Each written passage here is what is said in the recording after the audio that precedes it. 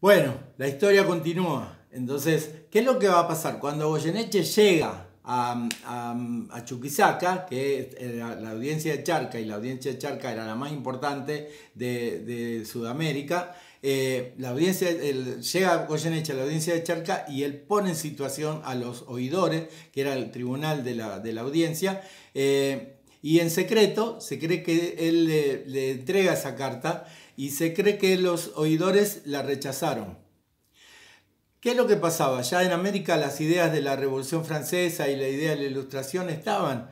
Entonces había una parte de los criollos, que era la clase, una de las clases acomodadas, una de las clases importantes a nivel de que eran los que generaban riqueza, ¿no?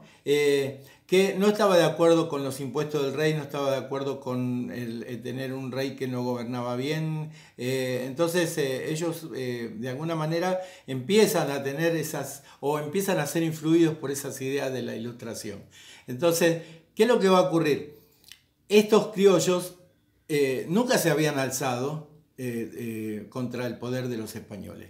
Hasta ese momento los únicos que en algún momento se habían alzado frente al poder de los españoles eran indígenas, en el caso de Tupac Amaru y Tupac Katari, que ellos se habían alzado por el maltrato.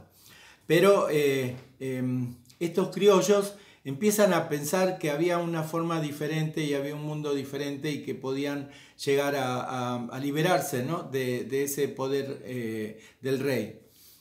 Entonces, ¿qué es lo que van a hacer? La revolución de Chuquisaca se transforma en una prueba.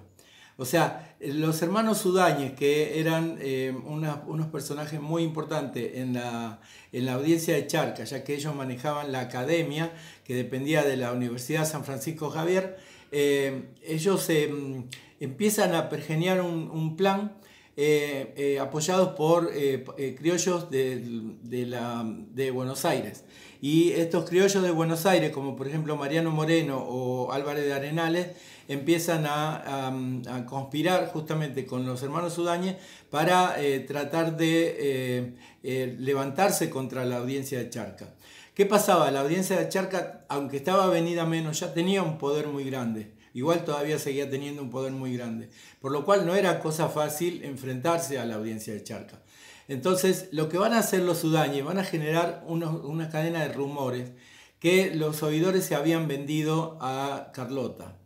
Entonces, de esa manera, empieza en este ambiente de Chuquisaca, empieza a correr el rumor de que los oidores eran unos traidores. ¿Qué es lo que va a ocurrir? Que van a ser descubiertos por el presidente de la audiencia y Sudáñez va a ser encarcelado y lo iban a colgar, pero justamente a partir de estos rumores y de lo que el pueblo pensaba, lo que van a hacer es que no van a llegar a colgarlo porque lo van a liberar y lo van a apresar al presidente de la audiencia y el pueblo se va a levantar. ¿Qué es lo que va a pasar? Cuando termina la revolución de Chuquisaca, no hay un cambio, los criollos no toman el poder, no sigue lo mismo, nada más que hubo este encarcelamiento de Ramón García Pizarro, que era el presidente de la audiencia, y la huida de Chuquisaca del cardenal, que también era un acérrimo enemigo de todos estos movimientos libertarios. El cardenal huye, ¿no? Y Pizarro está preso un tiempo. Pero después todo vuelve a la normalidad. Pero lo que se había probado, y por eso es tan importante el primer grito libertario, lo que se había probado es que se podía contra la audiencia de Charca. Entonces, eso es la semilla que va a generar todas las otras revoluciones, la de La Paz, la de Santa Cruz, la de Cochabamba, la de Buenos Aires, o sea, todas las revoluciones de los cabildos en contra del poder español se generan a partir de esta prueba o de este primer grito libertario que se da en Bolivia. Entonces es muy importante entender eso y muy importante entender que la reacción de los realistas iba a ser así también de violenta, ¿no? Porque justamente el Alto Perú, que era donde estaba la audiencia de Charcas, para los realistas era muy muy importante. Ellos tenían armado toda su estructura en base al cuidado de estas ciudades que justamente ellos consideraban muy importantes, como en el caso de Chuquisaca, de Oruro, y de La Paz, ¿no? Entonces todo ese eje iba hacia Lima, ¿no? Entonces eran muy cuidadas y las mejores tropas o los mejores tercios, ¿no? de los españoles estaban justamente en la zona de donde hoy es el occidente de Bolivia.